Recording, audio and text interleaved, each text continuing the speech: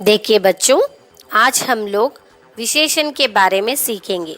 संज्ञा और सर्वनाम के बारे में आपने वीडियोस तो देख चुके हैं और सीख भी चुके हैं। अब विशेषण देखेंगे बच्चों। विशेषण जो शब्द संज्ञा या सर्वनाम की विशेषता बताते हैं उन्हें विशेषण कहते हैं।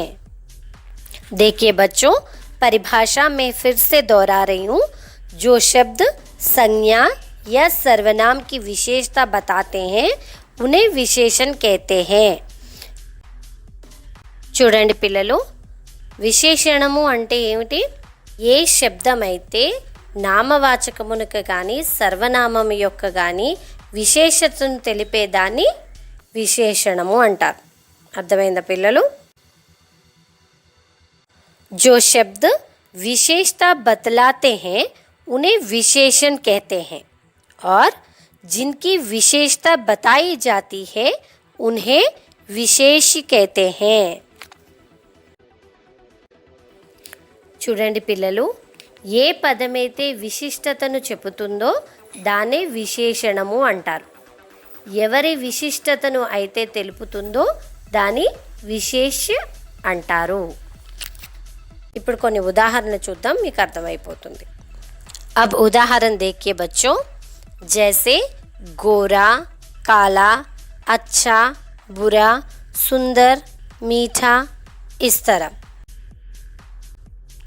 ఉదాహరణలు తెలుపు, నలుపు, మంచి, చెడు, అందంగా, తీయగా, ఇలా అన్నమాట। आसमान का रंग नीला है, इसमें नीला विशेषण है और आकाश विशेष है। देखिए बच्चों, ఆకాశం యొక్క రంగు నీలంగా ఉంది। నీలంగా అనేది విశేషణం, ఆకాశం అనేది విశేష అవుతుంది। मोहन एक अच्छा लड़का है, इसमें अच्छा विशेषण है और मोहन विशेष है। समझ में आया बच्चों? మోహన్ ఒక మంచి బాలుడు, మంచి అనేది విశేషణము, మోహన్ అనేది విశేష అవుతుంది। అర్థమైందా పిల్లలు? विशेषण के भेद देखेंगे बच्चों। विशेषण के 4 भेद होते हैं। विशेषण के मुख्य रूप से 4 भेद है। गुणात्मक विशेषण, परिणामात्मक विशेषण, संख्यावाचक विशेषण, सर्वनामिक विशेषण। मैं एक बार दोहरा रही हूँ बच्चों फिर से। विशेषण के भेद, विशेषण के मुख्य रूप से 4 भेद होते हैं। गुणात्मक विशेषण, परिणामवाचक विशेषण, संख्यावाचक विशेषण, సర్వనామిక్ విశేషణ్। చూడండి పిల్లలు, విశేషణానికి ముఖ్యంగా 4 భేదాలు ఉంటాయి। అవి ఏంటంటే గుణాత్మక విశేషణము, పరిణాత్మక వాచక విశేషణము, సంఖ్యావాచక విశేషణము, సర్వనామిక్ విశేషణం। అర్థమైందా పిల్లలు? ఇప్పుడు ఈ ముఖ్యమైన ఈ 4 భేదాల యొక్క వివరణ మనం చూద్దాం। देखिए बच्चों, गुणात्मक विशेषण की परिभाषा।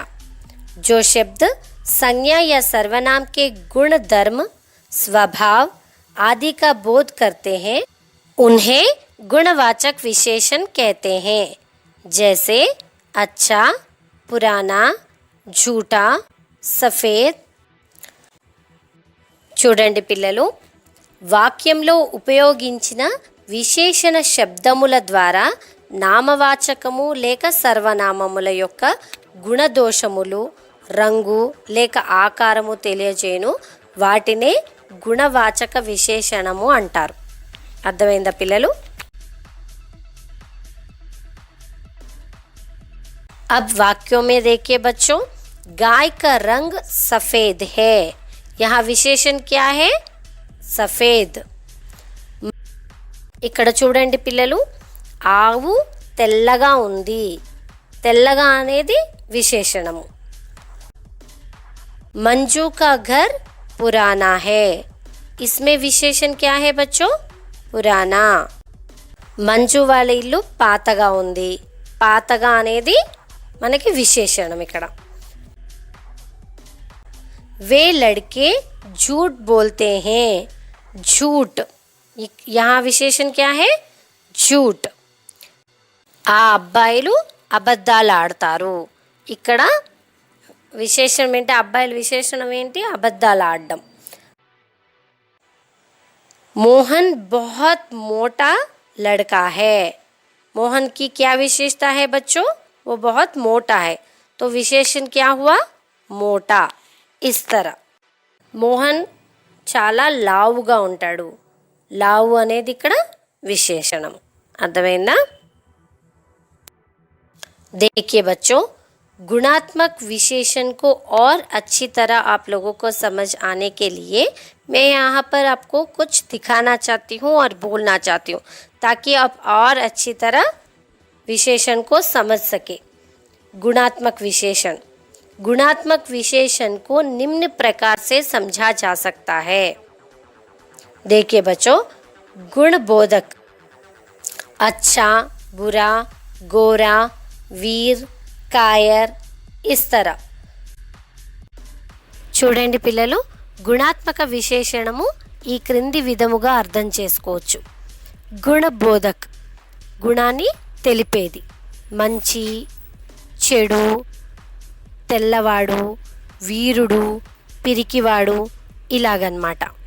రంగబోధక్ సఫేద్, హరా, నీలా, పీలా, లాల్, इस तरह. రంగ్ బోధక్, రంగును తెలిపేది.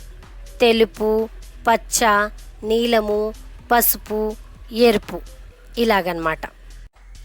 ఆకార్ బోధక్ మోటా, పతలా, गोल, लंबा, चौड़ा, इस तरह. समझ में आया बच्चों? ఆకార్ బోధక్, ఆకారాన్ని తెలిపేది. లావు, సన్నగా, గుండ్రంగా, పొడుగ్గా, వెడల్పుగా, ఇలాగనమాట. अब काल बोधक, नया, पुराना. अब కాల్ బోధక్. కాల్ బోధక్ కింద ఏమేమి వస్తాయి పిల్లలు? కొత్తగా, పాతగా, అలాగనమాట. మనం అనుకుంటూ ఉంటాం కదా, కొత్త ఇల్లు, పాత ఇల్లు అని, అలా. ठीक है बच्चों, आशा करती हूँ यहाँ तक का विशेषण आप सब लोगों को समझ में आ गया है. अब बाकी का विशेषण हम दूसरे भाग में देखेंगे बच्चों और पूरी तरह समझ लेंगे. ठीक है बच्चों, धन्यवाद.